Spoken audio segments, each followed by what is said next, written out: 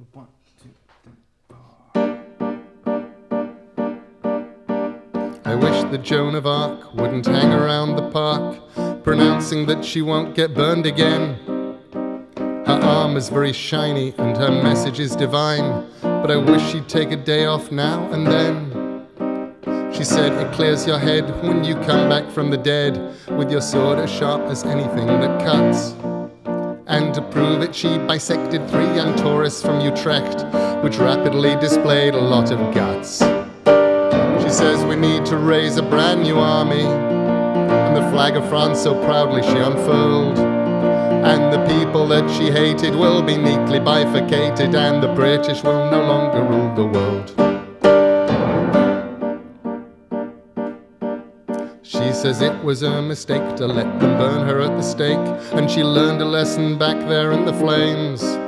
So she's going to kill the Queen and then she'll rescue Old Orleans, and it's really hard to hang around with saints. I think I ought to tell her that the English left in failure and they don't go back to France except on holes. But I saw her vivisect a man who wanted to correct her, and the playground soon resembled Grand Guignol.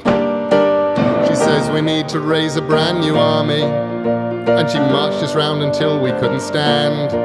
She says the nation she abhors will soon be writhing on the floor, and the British will no longer rule her land.